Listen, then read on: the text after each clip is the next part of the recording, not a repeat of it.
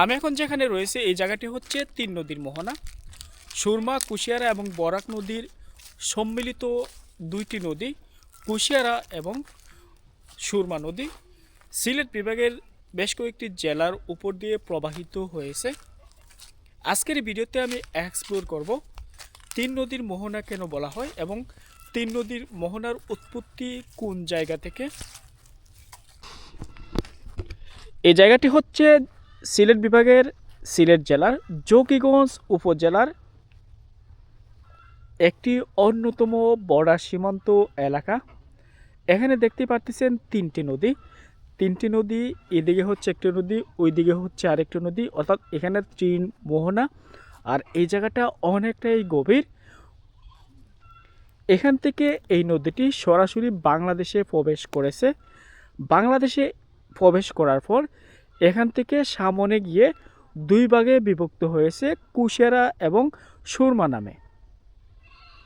তারপর কুশিয়ারা গিয়েছে ফেসগঞ্জ উপজেলা হয়ে, আর সুরমা নদী সিলেট শহরের উপর দিয়ে বা সিলেট শহরের পাশ দিয়ে বয়ে চলেছে।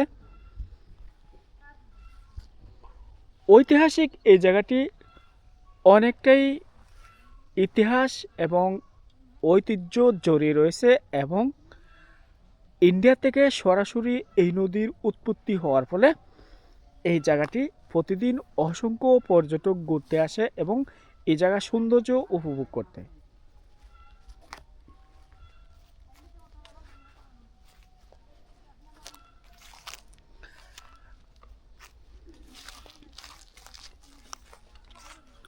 এখানে পর্যটকদের জন্য বসার বেশ সুব্যবস্থা রয়েছে, আর স্থানীয়রা নৌকা এখানে বাঁধে ঘাটের মধ্যে। পাশাপাশি এখানে যারা শ্রমজীবী রয়েছে নদীতে মাছ শিকার করে, এখানে বেশ কয়েকটি নৌকা দেখা যাচ্ছে।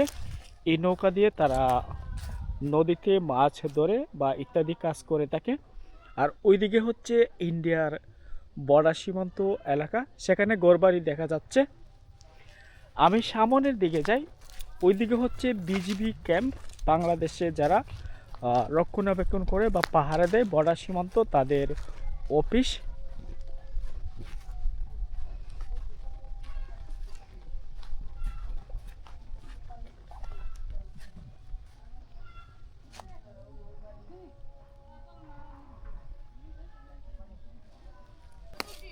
আমি সামনের দিকে যাচ্ছি এবং সেখানে কিছু পর্যটক দেখা যাচ্ছে।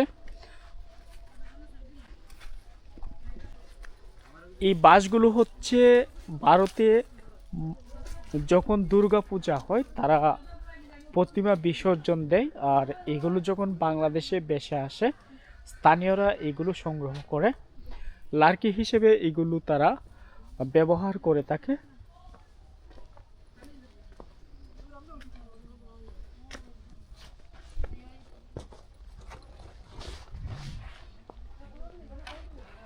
বিশাল এই জায়গা, দেখতেও বেশ ভালো লাগে।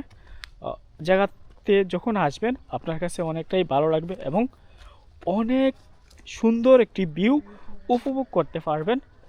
বাংলাদেশে সচরাচর নদী কেন্দ্রিক যে পর্যটন স্পট বা বর্ডার সীমান্ত কেন্দ্রিক যে পর্যটন স্পট সেটি খুব বেশি দেখা যায় না।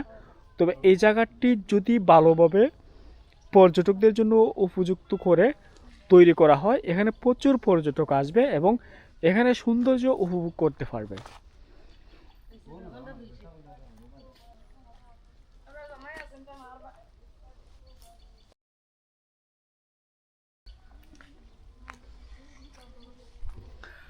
সামনে দেখা যাচ্ছে একজন নদীতে গোসল করে, উনি সম্ভবত স্থানীয় এবং নদীতে গোসল করার মজাই আলাদা।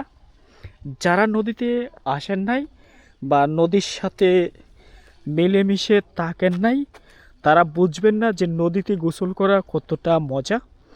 আমার যেহেতু মাঝে মধ্যে হাওর অঞ্চলে ঘুরতে যেতে হয়, তখন সেখানের যে সৌন্দর্য সেটি আমার দেখার পর আমার ভালো লাগে। পাশাপাশি যে নদীর পানি সেটিতে গোসল করলে অনেকটাই আরাম পাওয়া যায়, অর্থাৎ বাসার ভেতরে যে শাওয়ার নেবেন সেটা থেকে কিন্তু স্মার্টলি নদীর পানিতে গোসল করা এবং ভালোভাবে গোসল করতে পারবেন, সাঁতার কাটতে পারবেন। আর সব কিছু মিলিয়ে যে সৌন্দর্যটা, এটা কিন্তু বড় কথা। নদীতে যখন গোসল করবেন, সাঁতার কাটবেন, তখন আপনার শরীর পাতলা হয়ে যাবে। তো আপনাদের কেমন লেগেছে এই এলাকার দৃশ্য অবশ্যই জানাবেন। এমন দৃশ্য উপভোগ করতে চাইলে অবশ্যই আসতে পারেন, এই এলাকার সৌন্দর্য উপভোগ করতে পারেন।